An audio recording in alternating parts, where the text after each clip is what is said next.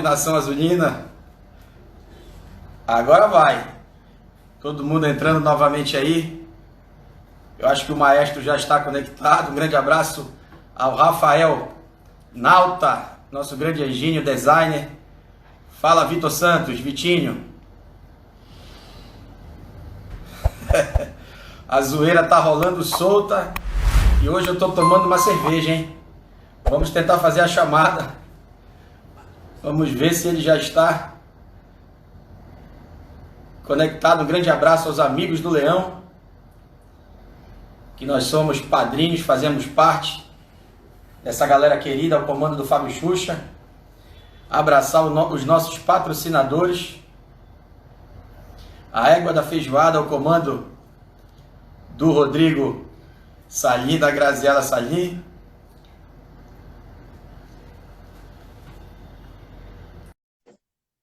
A casa tá cheia. Fala, Eduardo. Tá de boa aí? Tá me ouvindo bem aí, irmão? Tô ouvindo, e você? Tranquilo, tudo ótimo agora, perfeito. Que bom. Vamos pra cima. Vamos driblar a zoeira aí, que a zoeira tá solta. Meu amigo, é uma honra para nós recebê-lo aqui conosco nessa página histórica do Clube do Remo, onde nós fazemos um trabalho de resgate histórico do Clube do Remo. E você, apesar de estar jogando no Clube do Remo, já tem parcelas brilhantes nessa história. E hoje nós vamos relembrar aqui e vamos debater vários assuntos de bastidores, emoções vividas do nosso lado aqui da torcida e você como atleta azulino. Seja bem-vindo, gostaria de ouvir as suas considerações iniciais e é uma honra tê-lo aqui conosco. Obrigado, agradeço, boa noite. É um prazer estar participando aí. Tamo junto. Edu, para a gente começar, eu gostaria que você fizesse uma narrativa da sua carreira, do início da sua carreira até a chegada no nosso maior rival, antes de chegar ao Bainão. As suas conquistas, seu início de carreira, os clubes que você passou, os acessos e a parte do Clube do Remo, depois você deixa que eu vou fazer o levantamento histórico. Tá legal. Bem, eu comecei no Goiás, né, nas categorias de base, onde eu passei 4 a 5 anos. E eu fui profissionalizar no Grêmio, em Porto Alegre, onde eu fiquei por 1 ano e pouco no Grêmio, né. Surgiu depois uma oportunidade de ir para a Grécia, né, onde passei quase 1 ano na Grécia, no meio disso aí. E depois eu voltei, fui disputar o Campeonato Goiano pelo Anápolis, né, em 2008. E de lá a gente fez uma campanha muito boa, um time humilde, né, pequeno, de interior, e a gente chegou nas semifinais e eu fui eleito o craque lá da competição na época e tal, e surgiu várias propostas legais, e a gente acabou aceitando a do Corinthians, né, um contrato de 5 anos, um contrato longo. E em 2008 eu tive a oportunidade de disputar a Série B, né, ser campeão brasileiro, fazer parte da Copa do Brasil, jogar quase todos os jogos. 2009 um pouco do Paulistão e depois comecei a perder espaço, até com as chegadas de investimento, né, que era normal, Ronaldo, Roberto Carlos, acabei perdendo um pouco de espaço. E em 2010 eu fui para o Sport, né, primeiro ano no Nordeste, onde foi muito bem também, fui campeão estadual, fui eleito o craque da competição. 2011 eu fui para o rival, que foi o Náutico, né, onde a gente conseguiu um acesso histórico lá, sem perder nenhum jogo nos aflitos, fomos vice-campeões brasileiros. E 2012 eu fui para o Vitória, né, eu não tive grandes participações, mas fiz parte de um acesso. 2012 estava no grupo, um grupo vitorioso também, foi mais um acesso à Série A. E 2013 surgiu a oportunidade de vir a Belém, né? Todos sabem, é o Paysandu. E 2014 começou a história aí com o maior do Norte, né? Coisas boas, coisas ruins, mas muito felizes. E depois do estadual 2014 fui para o Joinville, né? Por um empréstimo. Também não fui uma peça tão fundamental, mas consegui mais um acesso lá para a Série A. Aí eu voltei em 2015, fomos campeões, conseguimos o acesso. 2016, 2017 não tão bom. 2018 Eu tive acesso com o Cuiabá também, fui eleito craque da competição. Em 2009 acabei voltando e esse ano 2020 aí com grandes expectativas. Toda a história aí. Perfeito, maestro. Bem, a sua história ela começa ali naquela descida de helicóptero em dezembro de 2013, né? Naquele amistoso Foi. Clube do Remo Londrina. E no ano seguinte, você disputa o Parazão, a Copa Verde e a Copa do Brasil, e no Parazão te reconquista o título estadual após 5 anos sem títulos. E ficou marcado aqueles 4-1, que praticamente a gente consolidou o título ali. E nós que havíamos perdido 9 jogadores para aquela partida, jogamos com boa parte dos atletas da base, e com você praticamente experiente ali, o Leandro Cearense, naquela ocasião. E você fez uma excelente partida, uma grande exibição sua, e você pegou o terceiro amarelo e acabou não jogando o segundo jogo. Nós perdemos, mas fomos campeões pelo saldo de gols dessa partida, desses 4-1.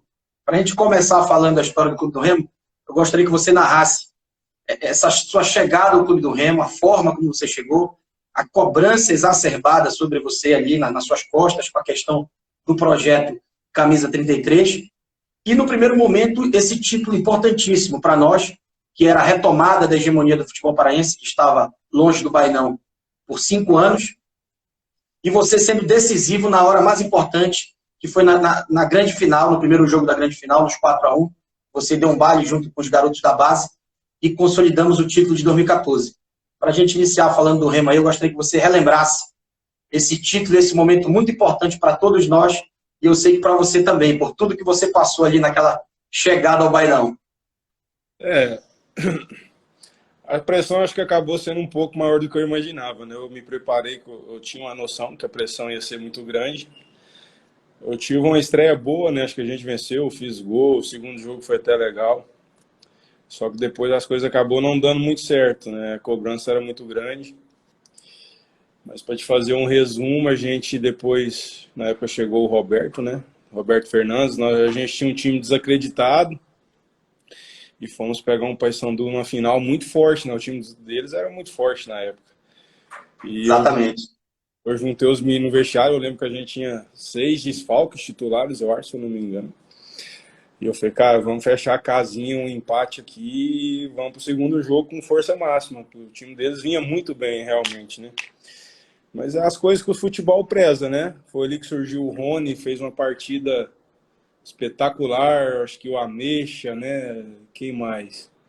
Acho que o próprio Tsunami, se eu não me engano, o Igor João. Eu lembro que no banco tinha menino que nunca nem tinha ido com o jogo, né? E a gente conseguiu superar e fez uma excelente partida, vencemos 4-1. Eu acabei tomando o terceiro, graças a Deus não fez falta, o time conseguiu ser campeão. E pela final eu nem gostaria de ter saído, mas eu já tinha um acerto com o presidente do Joinville, já tinha palavreado tudo, então não tive como permanecer. Mas teve bom, o time quase subiu também em 2014, né? Brigou ali para subir. Não era para ser. Deus reservou um ano bom no ano seguinte. Graças a Deus, apesar da dificuldade, a gente conseguiu ser campeão novamente. E aquele acesso histórico para a gente lá que foi maravilhoso. Eduardo, eu particularmente acho que se você fica naquele segundo semestre, apesar que a gente sabe que futebol não é uma ciência exata, tudo pode acontecer, inclusive nada. Mas se você permanece no elenco ali em 2014, talvez o acesso já tivesse vindo nessa temporada. Mas enfim, passou e você retornou em 2015. Ainda bem que retornou para a gente começar aquela caminhada turbulenta, mas com um desfecho maravilhoso. Começou ali com muita dificuldade no campeonato estadual, a gente teve que correr atrás do prejuízo para chegar às finais. Isso em paralelo à Copa Verde acontecendo. Nós também chegamos à final da Copa Verde, em paralelo à final do estadual, onde nós passamos pelo nosso maior adversário na semifinal, tanto da Copa Verde e do Paraense. Mas eu gostaria de destacar mais uma exibição sua de gala, daquelas que o torcedor que viveu jamais vai esquecer. que foi naqueles 2-1 na final do segundo turno do Parazão 2015, porque se ali nós perdêssemos, nós ficávamos sem disputar o Campeonato Brasileiro e não teríamos a condição de ter o acesso. E você, naquele dia, voou, literalmente, em campo, e toda a equipe do Clube do Remo também fez uma grande partida, e nós conseguimos levantar o caneco do segundo turno ali, e a vaga para a final contra o Independente. Eu gostaria que você narrasse aí pra gente, em especial esse clássico 2-1, que você dá aquela arrancada ali sensacional da intermediária do campo de defesa e mete aquela bola milimetricamente. Parece até que foi uma máquina que meteu aquela bola, não foi um ser humano. De tão precisa que foi aquela metida para o Silvio, que de canhota mete cruzado, e o Pati abre o caminho para aquela grande vitória sobre o nosso maior rival, que vinha ali com toda a fúria, porque uma semana antes nós havíamos eliminado eles da Copa Verde, e nesse domingo você foi lá também e eliminou eles do Parazão 2015. Eu gostaria que você narrasse, em especial, esse clássico e também a grande decisão contra o Independente, que nos deu o bicampeonato estadual e o bicampeonato seu pelo Clube do Remo. Foi um baita jogo, né? Acho que quem ganhou com aquele jogo foi o torcedor, principalmente do Remo, com a vitória nossa. Mas foi um baita jogo. Eu me recordo um pouco, um jogo aberto, amplo. E eu tava num dia feliz, tá? As coisas, como costuma dar certas, começa bem e termina bem, né? As jogadas estavam saindo, tava conseguindo sair da marcação, tava conseguindo vencilhar, então fui feliz naquele dia, né? Feliz por ajudar, feliz por fazer uma boa partida e mais feliz ainda por vencer o nosso rival e dar alegria do nosso torcedor. Então foi um baita jogo, um jogo que eu tava muito bem, me sentindo bem e graças a Deus depois a gente conseguiu coroar com um título que é a chave de ouro, né? A maior importância. Graças a Deus. Perfeito. Maestro, agora uma pergunta, aquela pergunta que sempre a gente vai também carregar conosco, nós azulinos e você que esteve em campo. O que faltou para a gente consolidar aquele título na final da Copa Verde de Cuiabá? Como nós deixamos ali escapar? O que foi que aconteceu? Você que viveu ali dentro do campo, fez parte de toda aquela revirada do Clube do Remo histórica. O que faltou para a gente consolidar esse título? Cara, assim, a gente tem que ter muito cuidado com o extracampo, né? Assim, a gente tinha uma vantagem muito boa, um conforto, mas o psicológico conta muito, assim, de uma equipe, principalmente na final de campeonato. E eu tive a oportunidade de voltar a Cuiabá para jogar e me vivenciaram muito sobre aquele dia, né? A gente concentrado, eu vi vídeo, né, de carreta, nego de cerveja, festa programada. Eu falei, rapaz, isso é muito perigoso.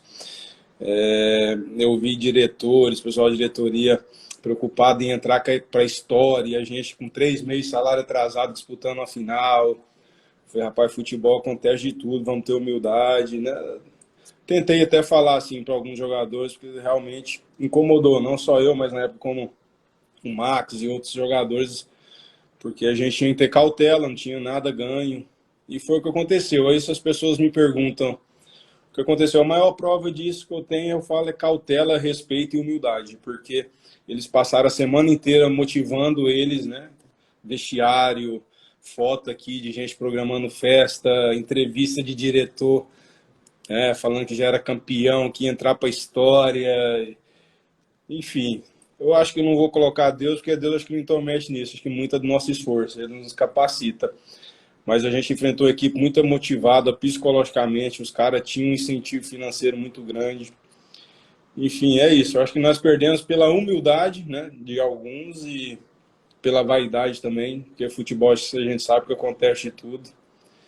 E eu acho que é isso. Se eu puder falar, é isso, né? A gente escuta muita besteira, nego fala do jogo, e não foi disso. Realmente a bola queimou no pé da maioria, foi um jogo que os caras nos amassou. Estavam motivados, psicologicamente, como eu disse, e eu acho que mereceram mesmo. Foram melhores e venceram. Perfeito, eu concordo. Eu tenho a mesma leitura que você. Eu vou só fazer um acréscimo sobre a sua fala, que eu concordo plenamente com tudo que você falou. Mas eu colocaria um agravante aí, lógico que a gente só pode conjecturar isso, a gente não pode afirmar. Mas você que viveu, esteve em campo, a arbitragem, porque a arbitragem para mim, na minha humilde ótica, ela influenciou direto ali, dentro, no resultado final daquela partida. Vocês sentiram que havia um problema na arbitragem ali dentro do campo ou não? Foi normal para vocês em campo? Porque eu, olhando aqui de fora, eu senti a arbitragem tendenciosa, marcando lances. Aqueles 2 pênaltis, a meu ver, não foram pênaltis. Ele amarelou a Ameixa, o Ameixa havia levado uma cotovelada um lance antes, o Ameixa depois chegou junto do atleta deles e ele amarelou a Ameixa e não deu nada para o cara que havia dado uma cotovelada no rosto dele. Enfim, ele expulsou uma cena no final, quando a gente ainda poderia ter chance de fazer o segundo gol e ganhar o título. Lógico, pode ser só uma visão minha de fora, mas você que viveu dentro. Você sentiu essa arbitragem desastrosa, vamos dizer assim? Cara, eu não vou falar desastrosa, mas foi realmente, assim, tava complicado mesmo, assim. A gente não sabe o que acontece no extracampo, né? Mas um pênalti eu tenho certeza que não foi também, foi absurdo. Eu tenho certeza. Já deu, não tem como, né? Mas assim, a gente sente isso, é nítido assim, né? A forma que às vezes para um lado deixa seguir, para o outro não. Então, assim, eu acho que o árbitro teve uma tendência assim ao lado do Cuiabá. Eu falei isso quando eu voltei lá, os caras mereceram, mas eu acho que a arbitragem também influenciou um pouco. Enfim, é passado, serve de aprendizado, a gente tem que ter noção, e para mim serviu muito mais no sentido de ter humildade e os pés no chão, porque o principal fator, se me perguntar, eu acho que foi isso. A gente perdeu para o extracampo, né, para a vaidade das pessoas, e acho que isso prejudicou muito. Perfeito. E a partir daí, nós chegamos na Série D. Você que ainda não havia jogado nenhum campeonato brasileiro pelo Remo, fez a sua estreia exatamente na Série D.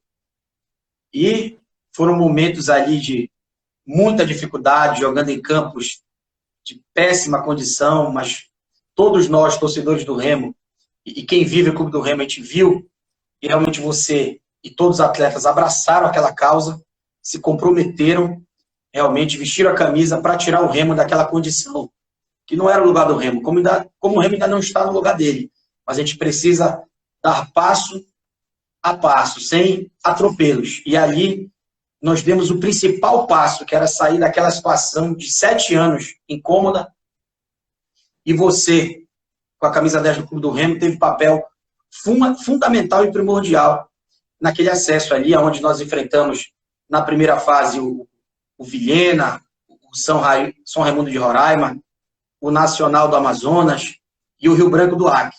Posteriormente, no primeiro mata-mata, pegamos o Palmas, que também fomos garfados no primeiro jogo lá, numa penalidade máxima absurda, mas aqui no Mangueirão conseguimos reverter, até chegar no tão sonhado mata-mata do acesso, aonde vocês fizeram bem feito, tanto na partida de ida, que nós passamos momentos de dificuldade lá no Germano Krüger, né? Germano Krüger, o estádio do Fantasma, mas trouxemos a vitória de lá na raça, e aquele gol de falta com a sua cobrança desviou na cabeça do zagueiro contrário e entrou.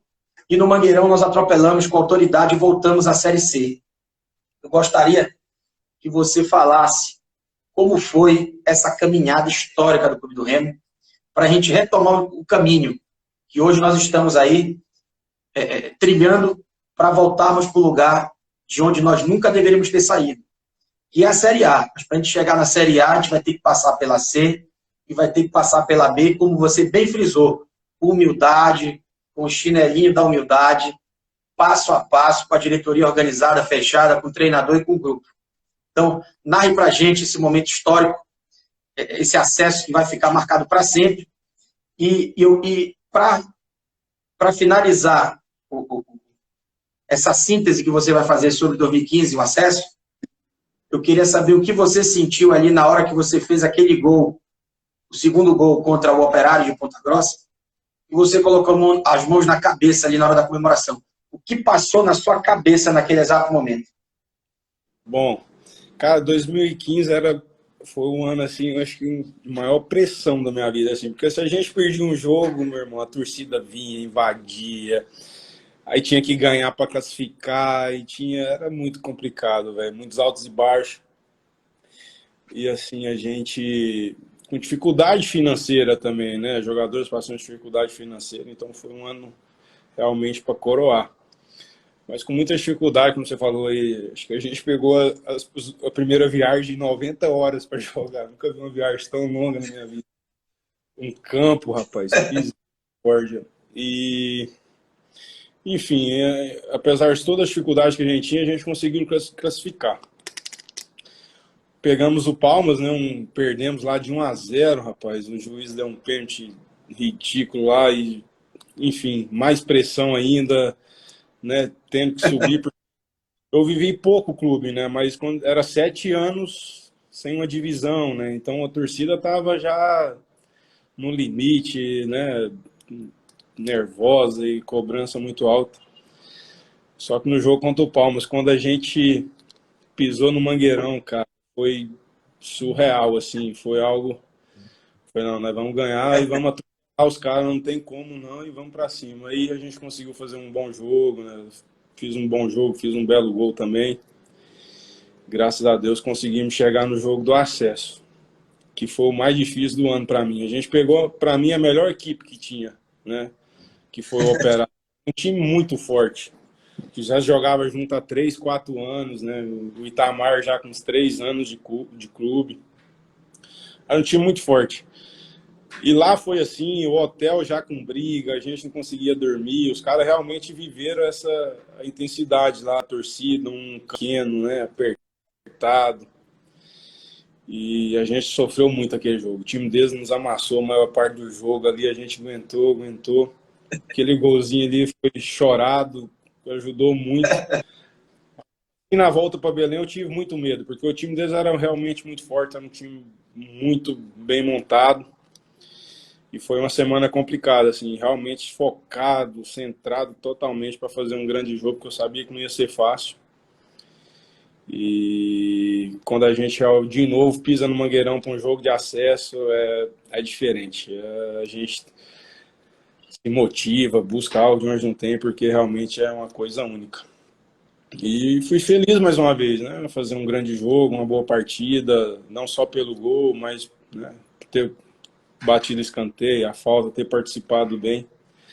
E a emoção do segundo gol foi de um peso de 7 anos, sem um acesso, uma divisão, cobrança enorme, foi magnífico para mim. Então, e tudo que eu mais prezo na vida é poder viver aquele momento novamente. Eu espero que seja esse ano, com muito trabalho, humildade, que a gente possa primeiramente classificar, né? A gente sabe que é uma chave muito difícil, vai ser complicadíssimo, só o jogo pedreira. Mas assim, hoje o Remo, perto do que era, cara, merece, assim, acho que além de respeitos, parabéns, né? Pelo nosso presidente, diretoria. É um clube que vem caminhando bem, né, decente. Eu tenho certeza que vai colher coisas boas. Eu espero que seja esse ano que eu possa fazer parte, que é um sonho meu, né?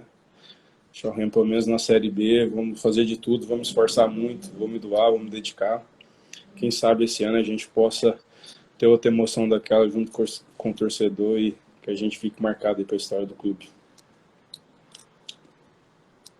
Eduardo, nesse gol aí, esse gol que você coloca as mãos na cabeça, que virou até marca de camisa, né? Virou até desenho de camisa. Você eternizou. Já virou também desenho, já tem artistas fazendo aquela sua comemoração. Esse gol, ele simboliza ali. Eu sei que você é um atleta profissional, mas esse gol ele simboliza o seu DNA azulino. É ali que você vê que o Clube do Remo é o clube da sua vida, da sua carreira. E você sentiu isso nessa hora? Senti. Na verdade, eu senti a Série D toda, cara. Assim, eu me preparei muito, né? Porque a gente via arquibancada, cara. Tem no gol que eu faço contra o Palmas, assim, aí tem uma visão que os caras filmam de perto o torcedor. Cara, a comemoração dos caras, o choro é diferente. Então, assim, eu respeito todos os lugares que eu passei, mas hoje eu sou leão, sou Remo mesmo, torço. E vou torcer sempre, eu quero o melhor do clube, que, né, Calvague sempre coisas boas, busca sempre coisas boas. Mas ali eu nem preparei nada de comemoração, foi só um peso mesmo ali, Eu chorei, quando eu deitei no chão, eu chorei. Falei, cara, não acredito, a gente vai conseguir. E 3-0, aí eles fizeram um gol, né? Eu cheguei no Max, falei, e agora? Quantos gols que eles têm que fazer? O Max falou, acho que 3. Eu falei, não, já era, mano, não dá. Não. Tava tão focado no jogo que eu tava deslumbrado, assim, de ir pro Acar, não tava nem aí, eu queria subir. E foi uma festa linda, o torcedor merece. Espero que a gente possa viver novamente isso aí esse ano. Eduardo, já que a gente está falando de remismo, e lógico, com todo respeito aos clubes que você vestiu a camisa anteriormente, porque você é um atleta profissional, mas a atmosfera de jogar no Remo, e olha que você já jogou no Corinthians, jogou no Sport Recife, equipes também de peso, de camisa e de torcida, mas a diferença da atmosfera, quando você entra ali no Colosso do Bengui, o famoso Mangueirão, é diferente do restante, né? É diferente, nada se compara. E eu, cara, às vezes falo, o que que você acha do Remo? O que que você vai falar? Rapaz, é só quem vive, não tem como explicar. É o dia a dia, a luta do torcedor, né? Às vezes o cara passa dificuldade em casa, mas tá ali, tá apoiando, né? Cobrando ou não, mas ele tá ali, tá no estádio, tá colaborando, tá ajudando. Realmente é diferente de tudo, assim. Ainda mais no estado, né? Que o povo é tão apaixonado por futebol, por Remo e Paysandu, então o Remo é realmente algo único e histórico na minha vida e é para quem conhece também do estado e quem já teve a oportunidade de vir ao Mangueirão sabe do que eu estou falando e é realmente algo brilhante. Espetacular, espetacular, maestro. Vamos falar agora aqui de Campeonato Brasileiro, que você participou também em momentos importantes, recentes, tanto em 2016 como agora em 2019. 2 anos que nós tivemos plenas condições de ter chegado no mata-mata e ter subido. Nós tínhamos equipes preparadas para isso. Você que viveu jogando dentro do campo, que é diferente de nós que estamos aqui torcendo nas arquibancadas. O que faltou? Porque faltou muito pouco. Nós estávamos preparados. Lógico que em 2016 a realidade era outra. A equipe era forte, era uma equipe bem comandada pelo Valdemar, tinham grandes jogadores ao seu lado. Mas havia um problema de salários naquela época. O Remo não vivia um momento de tranquilidade fora de campo. Já no passado, também uma equipe já bem arrumada, que liderou a competição em boa parte do campeonato. Você chegou no decorrer da competição, nós chegamos na última rodada com totais condições de classificar, até os 29 do segundo tempo, nós éramos o líder da chave, tomamos aquele gol de empate e fomos eliminados, e ficamos, tanto em 2016, com aquele empate com o América de Natal, no 0-0, fora, e tanto em 2019, contra o nosso rival, naquele 1-1, fora. O que faltou e o que você leva, o que você traz, apesar da sua larga experiência, mas em especial de Série C de Clube do Remo, o que você traz para essa temporada de experiência, para a gente não cometer esses vacilos ali, até deixando de lado a questão extra-campo, falando ali de dentro do campo, para a gente não cometer esses deslizes na hora H, na hora de chegar para decidir, porque se o Remo chegar no mata-mata, dificilmente a gente não vai subir. Apesar que esse ano não é mais mata-mata, vai ser um quadrangular. Então, o que você traz de aprendizado dessas 2 temporadas? Bom, além da dor, uma frustração muito grande, né? Em 2016, apesar das dificuldades que a gente vivia, a gente tinha um grupo muito forte, né? E todo mundo apostava na gente, até as equipes rivais. Então foi uma frustração muito grande, né? A gente esteve muito perto, cara. Final de jogo, a bola não entra e foi doído. E o aprendizado que eu poderia trazer para 2020, como foi do ano passado, a mesma coisa. Acho que nunca na Série C alguém ficou de fora com 27 pontos, né? A gente fez 27, né? E os 4 primeiros com 28 pontos. Esqueci o nome da equipe, ficou em primeiro, rapaz. Como é que é o nome do time do Sul? Juventude? Não, não foi Juventude, Ipiranga. O Ipiranga entrou para fazer o jogo em 5º colocado, cara. Acabou como líder lá. Foi muito doloroso também, né? Doeu muito, porque quando eu aceitei o convite para voltar, é que eu tinha certeza, eu tinha falado já com o Márcio que a gente ia classificar e a gente ia brigar para subir. Enfim, mas é um aprendizado, a gente acho que nada é em vão, né? Tudo serve por algum motivo, né? Talvez seja para esse ano Deus tenha deixado coisas boas para nós em um aprendizado. E o melhor aprendizado é que cada ponto vale ouro na Série C, cara. Dentro ou fora de casa, se não dá para ganhar, perde, empata e a gente tem que somar sempre. Dentro e fora de casa a gente tem que fazer pontos, tem que buscar fora. Em casa a gente tem que fazer sempre o nosso papel. E o primeiro passo é classificar. E depois vem a outra história, né? A gente sabe que o Mangueirão pulsando ali é complicado de nos aguentar. A gente se dobra, eu tenho certeza disso. Então, o primeiro objetivo é buscar a classificação. E depois, com a ajuda do nosso fenômeno aí, a gente tem tudo para subir. Perfeito, maestro. Vamos falar agora dos clássicos que você marcou, né? Você já tem 5 gols pelo Clube do Remo contra o nosso maior adversário dos seus 29 com a camisa azulina. Você é, no século XXI, o segundo maior artilheiro do clube, mas eu ainda vejo que você pode chegar a ser o primeiro. E eu espero que aconteça, se concretize isso. Você só está atrás do Fábio Oliveira, que está na frente de você, se eu não me engano, com uns 4 ou 5 gols na sua frente, para você ser o maior artilheiro do Remo no século XXI. Esses 5 gols contra o Paysandu, o primeiro foi naquela final, no primeiro jogo da final do segundo turno, em 2014, que você meteu de canhota, um gol estilo Champions League, que o Remo veio tocando, meteram de primeira, você meteu de canhota, estilo Messi, que nem a sua boa a canhota, né? Você meteu de canhota, rasante no canto do goleiro do Paysandu. Você fez gol também de pênalti, naquela decisão, se eu não me engano, do primeiro turno de 2016. Você fez um golaço contra o rival também, numa jogada individual que você tabelou com o Luiz Carlos Imperador, que ele fez a parede para você, você deu tapa nele, ele segurou, deu o corpo, você entrou e meteu na saída do Emerson. Você fez também aquele gol do empate em 2017, quando nós perdíamos até os 47 do segundo tempo, e no escanteio cobrado, a bola resvalou, você cabeceou, o goleiro defendeu, e depois a bola voltou e você meteu com o fundo barbante. E você fez esse gol antológico, né? O quinto foi esse antológico recente, o último, que você marcou, que ficou marcado na história do Mangueirão como um dos maiores gols de falta, se não o maior de falta da história do Mangueirão. Em cima de tudo isso, eu gostaria de saber de você qual é o sentimento de marcar gol nos clássicos, porque você sabe que a cidade para e é diferente, é especial para todo mundo, mas eu queria saber para você, o que é marcar contra o maior rival?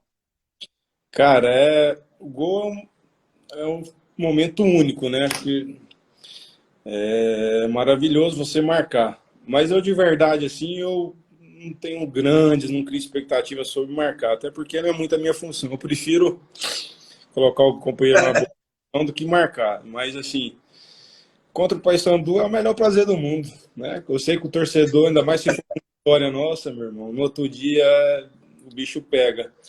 E é da mesma forma quando perde, né? A gozação é forte também, então quando a gente consegue marcar com...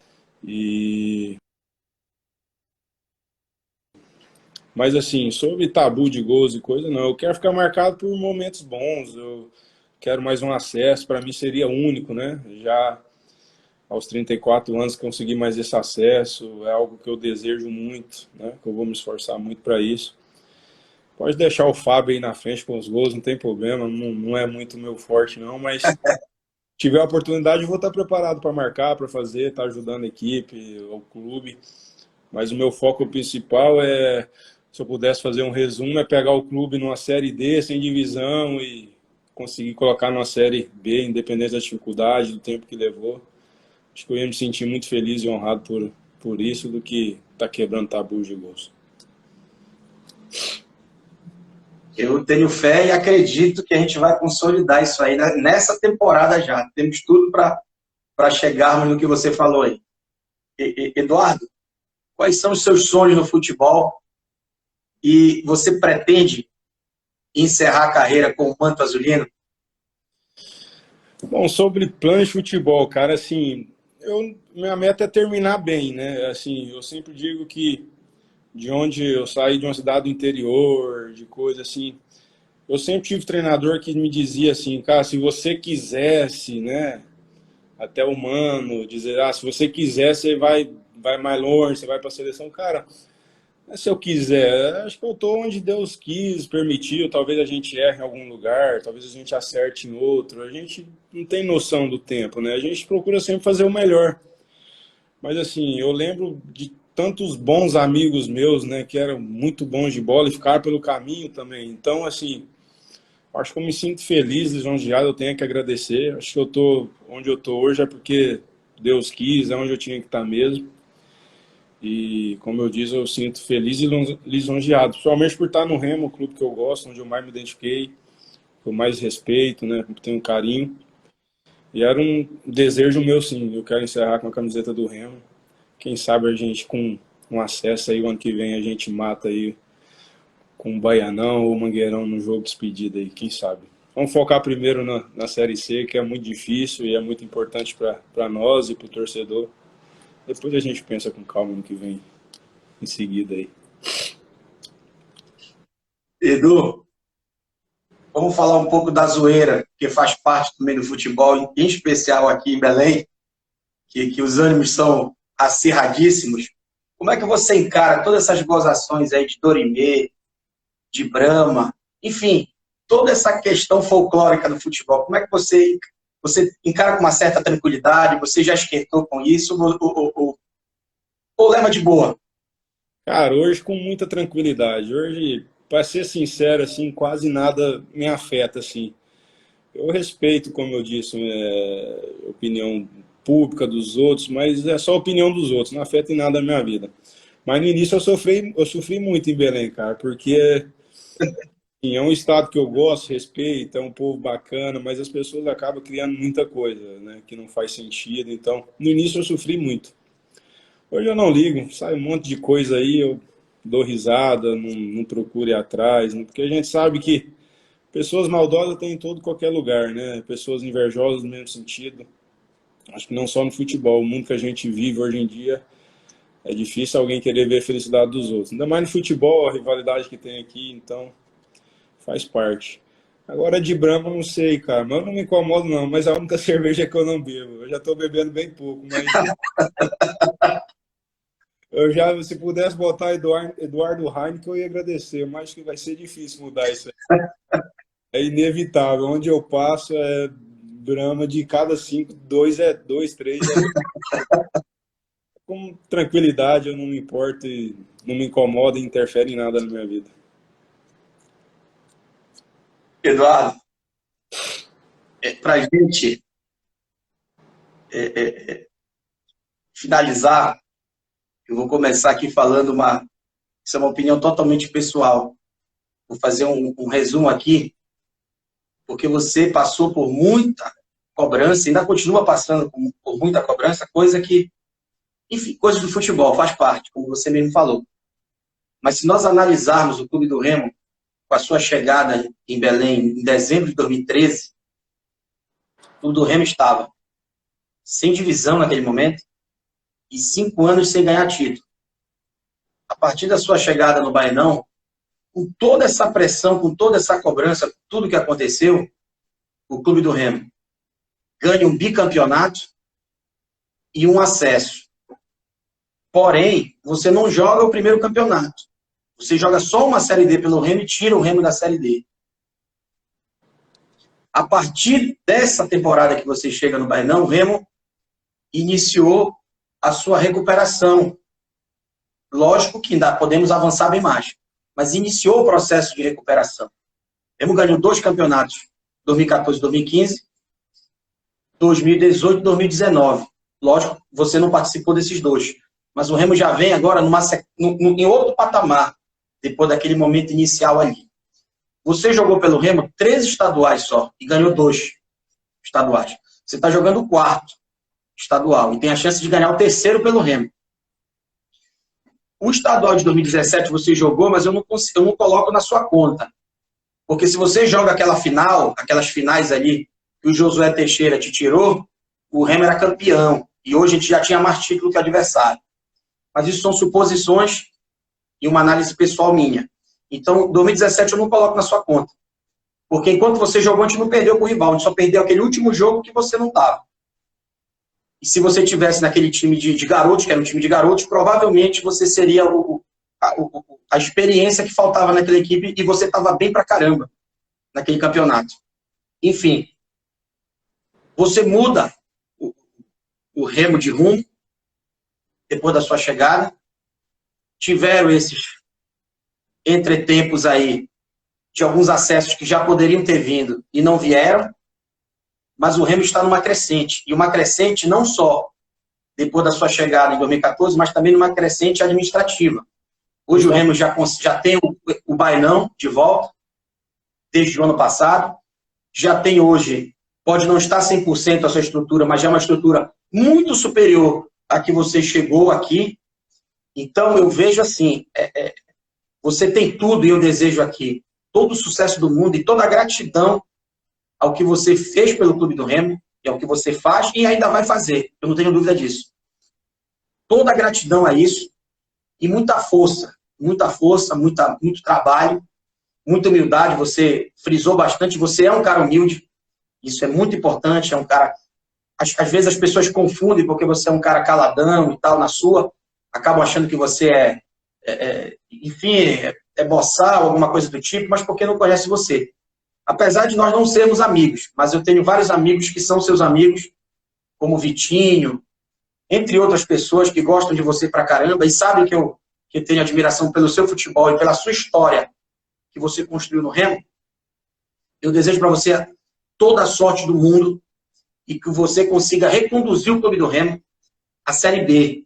E eu ainda acredito que você ainda possa jogar a Série B pelo Clube do Remo. Basta você querer. Basta você querer. Se nós conseguirmos esse acesso em 2020, que nós temos totais condições, ano que vem eu ainda quero ver você com a camisa azulina na Série B. Eu gostaria de deixar aqui meus agradecimentos, toda a gratidão e sucesso para você. Força daqui para frente. Você pode contar com o Fenômeno Azul. Ali 20%, 25% vai ficar, são aqueles xiitas que gostam de cobrar, reclamar, isso faz parte, qualquer clube vai ter. Mas você pode ter certeza que mais de 70% da maior torcida do norte do Brasil, e a mais presente do norte do Brasil, está com você e acredita em você. Tá ok? Essas são as minhas considerações finais. Muito obrigado, você foi um cara muito simpático aqui. Eu ainda espero tomar uma Heineken com você aí no futuro bem próximo, porque eu também sou chegado numa Heineken. Se Deus quiser, depois do acesso. Depois do acesso. Gostaria de ouvir agora suas considerações finais. Fica aqui o meu muito obrigado. E essa live vai ficar gravada para sempre na nossa página aqui no Instagram, o @Clube do Remo Histórico. E depois nós vamos editar e colocá-la no YouTube. Vai ficar um documento registrado para sempre, histórico por tudo que nós falamos aqui e as declarações que eu nunca tinha ouvido você falar em outro lugar. E você falou aqui conosco. Foi uma honra. Muito obrigado, Eduardo. Suas considerações finais. Eu agradeço. Eu acho que você foi muito feliz nas suas palavras, né? Exemplo, a gente tem muitos. Eu tiro de base o Fortaleza, né? As dificuldades que passou nesses anos e onde o clube está hoje, né? Eu acho que o Remo está trilhando esse caminho mesmo aí. Hoje é um clube que está caminhando bem, com honestidade, né? Honrando seus compromissos. E a gente sabe que para ter sucesso no futebol é muito difícil, até porque a gente entra aí numa competição com 20 equipes fortes, né? E todos querem subir, mas a gente sabe que é algo complicado. Mas a gente sabe que a gente tem coisas boas e positivas, né? Além do nosso torcedor, a gente sabe como funciona, né? Da nossa arquibancada. Hoje a gente tem um clube muito mais estruturado que antes. Então, assim, eu sinto feliz em estar fazendo parte, né? Novamente, por ter mais uma oportunidade, né? Eu acho que a gente está montando um grupo forte aí, a gente tem um treinador muito inteligente. O Mazzola é um cara, né, vivido nessa competição de Série B também, é um cara, como se diz, cascudo. Tenho certeza que vai administrar bem, vai levar o nosso melhor aí para dentro de campo. Eu espero fazer parte, né, de um grupo vitorioso, eu quero ser lembrado por isso, né, um cara que conseguiu fazer seu melhor e conseguiu honrar a camiseta de alguma forma. A gente entende que cobrança vai ter, crítica vai ter, é normal, faz parte, a gente respeita, mas assim, eu posso dizer para o torcedor que esse ano é um ano que eu vou me preparar muito, estou muito focado, dedicado, eu tenho certeza que eu vou fazer parte de um grupo vitorioso, se Deus quiser, e final do ano a gente umas 80 Heineken no acesso aí pela Azul, aí, se Deus quiser. Se Deus quiser. Eduardo, Tem muita gente emocionada aí, rapaz. O Vitinho está emocionado. O grande Pereba aqui ao meu lado está emocionado também. O olho cheio de areia aqui, vermelho aqui ao meu lado. Todos emocionados. Para coroar tudo isso é só acesso mesmo e muita raiva no final do ano. Olha só para a gente finalizar, tem gente aí, que eu já até esqueci o nome das pessoas, que já estão falando que vão te doar até a irmã, se vier o acesso. Não é só a Heineken, não. Até as irmãs, os caras já querem doar para você. É brincadeira, velho. Não, quero não, obrigado. Deixa eu em paz. Melhor. A zoeira não tem fim. Eduardo, um grande abraço. Valeu. Carinhoso do seu amigo Miguel Ângelo. E a gente se fala pelos caminhos da vida e do futebol. Sucesso e rumo à Série B. Abraço. Valeu, meu irmão. Beijão. Tamo junto.